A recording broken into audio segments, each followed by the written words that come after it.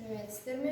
Құрметті студенттер, тыңдаушылар, курсқа жазылғандар, бүгінгі біздің тақырыбымыз өз есімдігі. Өз есімдігі – это наша сегодняшняя тема. Это местоимение «сам» в казахском языке. Оно очень широко преобразуется грамматически, и с каждым преобразованием дает свое определенное значение. В этой категории местоимения есть вообще только одно местоимение. Оно составляет отдельный вид местоимения, потому что дает очень много слов, в зависимости от того, что к нему мы добавим. Если мы добавим, поскольку это местоимение, мы можем делать с ним все то, что делаем с любым существительным. Добавлять 4 вида окончаний. Өздері, сами. Но заметьте, это олар өздері. Это личное окончание третьего лица. Здесь дер не считается как множественное окончание. Также можно в любом лице поставить мен өзім, сен, өзің, сіз, өзіңіз, және ол, өзі. Вот это даже, наверное, лишнее. Не то, что лишнее, а просто не по алгоритму стоит, если по лицам будем склонять. И также во множественном біз өзіміз, сендер өздерің, сіздер өздеріңіз, және олар өздері. Также мы можем расклонять в притяжании. Менің, өзімнің, мой, свой. Сенің, өзіңнің, твой. Мы обычно говорим, өзіңнің сағатыңа қарашы, посмотри на свои часы. То есть мы знаем, что свои часы – это про второе лицо. Если в русском языке свои часы, я могу сказать мои свои часы. Возьму-ка я свои часы, посмотри на свои часы. Здесь второе, первое лицо никак не меняется. В казахском языке оно будет стоять вот в такой специальной форме определенного лица.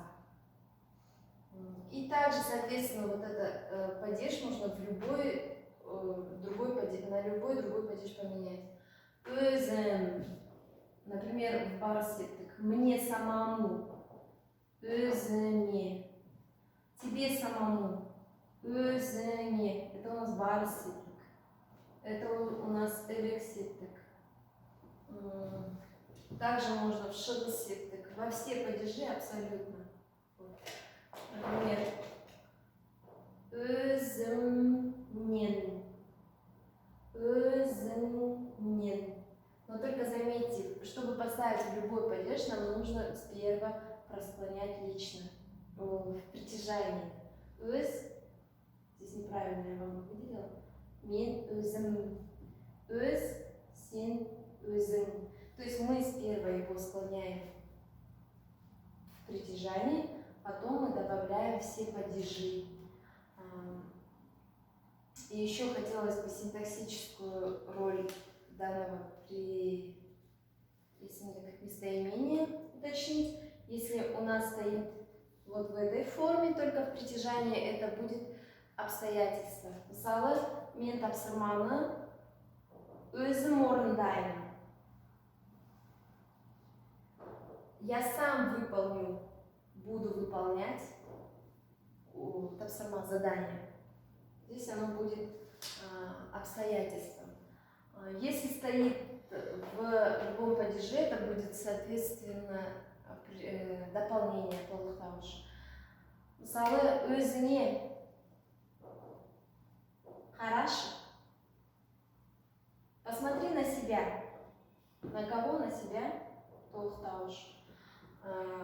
То есть я не хочу, чтобы вы просто делали синтаксический разбор, я хочу, чтобы вы правильно данное местоимение употребляли в предложении. А если наше местоимение стоит в нулевой форме, то, скорее всего, это будет определение. Өзінің бетім. Моя собственная обязанность, моя своя обязанность. Это будет уже определение.